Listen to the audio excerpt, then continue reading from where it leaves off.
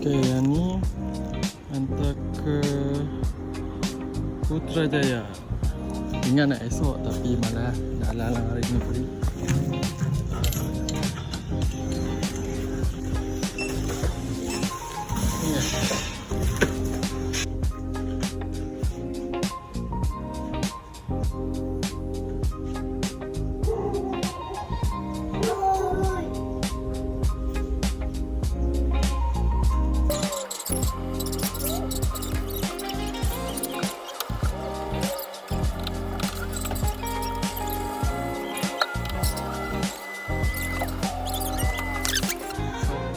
Yang dekat area rumah ni, kalau korang order, kita orang boleh drop sampai pukul 8 guys.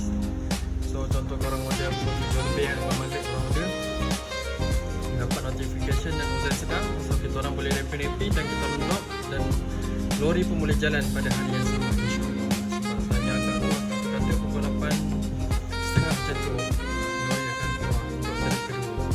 So diorang hari-hari ada 2 trip. Trip tu lebih, satu lagi pukul 8 lebih. So dua-dua trip akan keluar pada hari yang sama. Terbaik.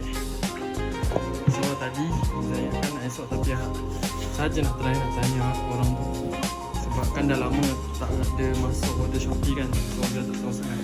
So now kita dah tahu, and then korang boleh order, kita boleh post secepat mungkin, insyaAllah.